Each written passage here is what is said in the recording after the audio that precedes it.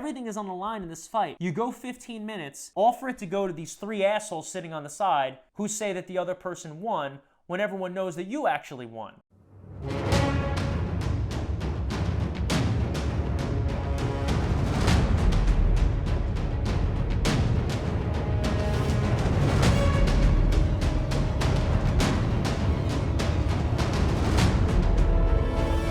Welcome back, everybody. We are here at MMA Court because we have another fight coming up this weekend. It is a main event between Amanda Lemos and Jessica Andrade in the women's strawweight division, which, for people that don't know what that is, it is 115 pounds. Jessica Andrade moved up to flyweight, which is 125 pounds, to see how she would do there versus 115 after losing her belt to Weili Zhang and then losing a very, very, very close and somewhat controversial fight to Rose Namajunas, which led to Rose going and getting the belt back again from Weili Zhang. When Jessica Andrade moved up to 125, right away she seemed to be a force to be reckoned with, like always, because the girl throws bombs. Every time she hits someone, you see the look on their face. You know that it hurts. She flatlines people. So when she moved up to 125, it started to seem that maybe we might have a viable contender for Valentina Shevchenko, because every single person that she fights,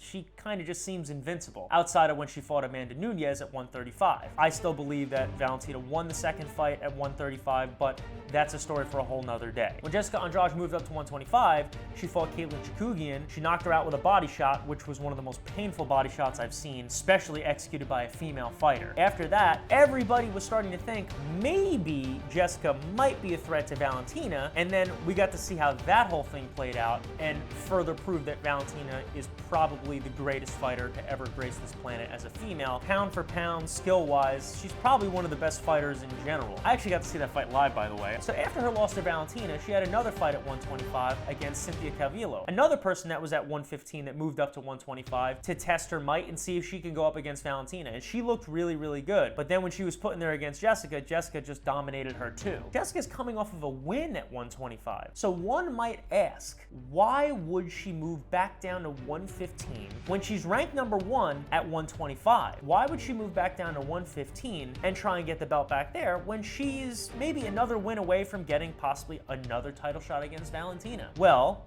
this is what I think. Jessica Andrade at 115, to me, is the best place for her. She looks the most conditioned there. She has the best gas tank there. She still has that unbelievable power. So you gotta think, when you're fighting girls that are lighter and you still have the same power that you had at like 125 and 135, your chances of winning are much better at 115. She said the key ingredient to her moving back down to 115 was her moving to Las Vegas and taking advantage of the UFC PI, something that many fighters just don't do. I'm confused as to why that is. It is one of the most unbelievable things that the UFC offers their fighters that 99% of them don't take advantage of. I understand that to really fully take advantage of the PI, you have to be in Vegas and have to live in Vegas, and some people don't want to uproot their whole life and go to Las Vegas to do that. Jessica Andrade took advantage of the PI, and she came out and said this was by far the easiest weight cut she has ever had in her entire career. If you have a fighter that was as dominant as she was at 115 and as amazing as she was and the power that she had, finding a place where her weight cut was that much easier to do, we may see a completely different Jessica Andrade in the future at 115. We may see a much more energetic, a much more conditioned, and an even stronger fighter. On the other end of the spectrum, you have Amanda Lemos. This chick is dominating people left and right. I love watching her fight. She's 11-1. Her last loss was against Leslie Smith, and I might add, that was at 135 pounds. Since then, she has dropped 2 weight classes, and she is on a 5-fight win streak, and she has looked unbelievable in the process. This girl is a rising star at 115. I don't know what's going to happen. because you got a totally different fighter in Jessica Andrade possibly coming into this fight. And then you have Amanda Lemos, who's looked unbelievable in her last 5 fights, both of which have power in both of their hands, have very good grappling. You got 2 Brazilians going toe-to-toe, and the tale says that most Brazilians don't like fighting other Brazilians. Amanda Lemos is ranked number 10 at 115, and Jessica Andrade is still ranked number 1 at 125. She's moving down because I think she believes that if she takes out Amanda Lemos, she'll get right back into the rankings at 115, and if she gets together at least 1 or 2 more wins, she will be right up there in title contention. If Jessica Andrade beats Amanda Lemos, I personally am very excited to see a possible trilogy fight between her and Rose Namajunas. I'm not saying that it will be for a belt, because Rose has got her hands full coming up with her fight against Carla Esparza. Rose and Carla have a past.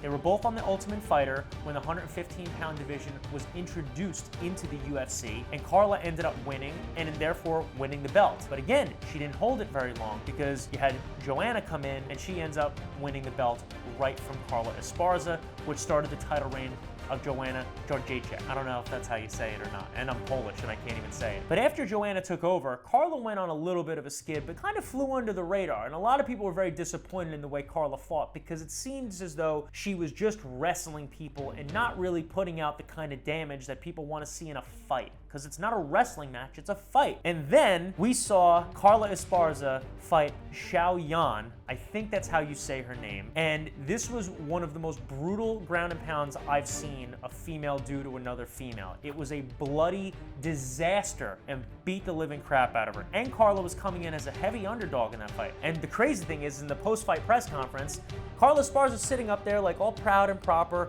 and she has blood all over her face still, all over her clothes, and she had white on, so it stood out even more. And as she's sitting there just so proud, like, yes, I murdered somebody. I was like, this girl is a legit killer. She looks like she just murdered somebody, and she's just sitting up there like, yes, I killed her, and I'm going to kill again. And it was very, very enjoyable to watch. So Carla Esparza is up next for Rose Namajunas, which is happening in a couple of weeks. Amanda Lemos versus Jessica Andrade is going to tell the tale on who's going to be the next up-and-comer at 115 pounds. I am not saying whoever wins this fight is going to get a shot at the title next, because they do have some things to go through. If Amanda Lemos beats Jessica Andrade, it builds her stock up significantly, because one, you're beating a former champion, 2, you're beating the #1 contender at a weight class above where you are right now, and 3, you're beating a legend. There's a lot of girls that are above Amanda Lemos at 115, but if she does come out with the victory, I think that she's going to move up at least 2 or 3 spots, because there's a couple of people in there that have been very inactive. And I don't want to point fingers at all, but Nina Ansaroff, who is actually Nina Nunez now, who's married to Amanda Nunez, she is still ranked in the top 10 at 115. She did lose her last fight very convincingly against Mackenzie Dern by submission in the first round. I don't believe that she should be in the top 10 right now, because again, she's been very inactive as well. There's a lot of people that are up and coming that I think should be up there a little bit further than her. And another person that's up there is Michelle Waterson. Now, Michelle Waterson, again, another legend of the sport. She's ranked at number 9. Another person who hasn't been as active as I would hope that she would be. So if Amanda Lemos does win this fight, I think that she jumps up at least 3 spots. So the verdict of this case is this. If Amanda Lemos wins this fight, what she needs to do next is she needs to beat someone else who is in the top 10, and the clear-cut person, in my opinion, that she needs to go against, because Amanda Lemos seems to finish a lot of people. Why not put her up against somebody who has never been finished before in Tecia Torres? Tecia Torres just came off of a loss against Mackenzie Dern. I think that's the fight to make for Amanda Lemos if she somehow gets past Jessica Andrade. If Jessica Andrade wins this fight and gets thrown right back into the top 10 at 115 pounds, the person that I think that she needs to fight is Yan Xiaonan. Now, Yan is ranked number 5. I think that if Jessica wins and beats Amanda Lemos, especially if she finishes her, that plays a big part in this stuff when it comes to matchmaking that a lot of people don't talk about. If you win, that's great, but if you finish people and do it in dominant fashion, it's making a statement. It's making a statement to everyone in the division. It's making a statement to the matchmakers, because they want to see people that finish fights. That's just how it goes. Everyone wants to see a fight get finished. A lot of people don't say, oh, I can't wait to watch this fight go to a decision. No one wants to do that. And I don't really believe that any fighter that fights and gets in there wants it to go to a decision, because if it does, paint this picture for 1 second. You're a fighter, you work your ass off, you go through training camp, you do all this stuff. You go in there, you put your whole life on the line, your heart on the line, your body, your mental stability, everything is on the line in this fight. You go 15 minutes, all for it to go to these three assholes sitting on the side who say that the other person won when everyone knows that you actually won. Does anyone think that a fighter wants to do that and risk it? No. No fighter wants it to go to a decision, but sometimes that happens. So the matchmakers are always going to be looking for someone who finishes fights. Jessica Andrade is a known finisher. That's what she does. Amanda Lemos is starting to paint the picture that she is also a finisher as well. So if either person in this instance finishes this fight, it's going to make a bigger statement, and it's going to depend on who they're going to fight next. But Amanda Lemos against Tecia Torres, I think, is a fantastic fight if she beats Jessica Andrade. If Jessica Andrade wins, I think her versus Jan at number 5 is going to be a good fight to make as well. That is what the verdict is. You heard it here. This is what we do at MMA Court. We do matchmaking. We do all kinds of things. Amanda Lemos versus Tecia Torres next after this fight, or Jessica Andrade versus Yan Xiaonan. The judge is done and the case is closed.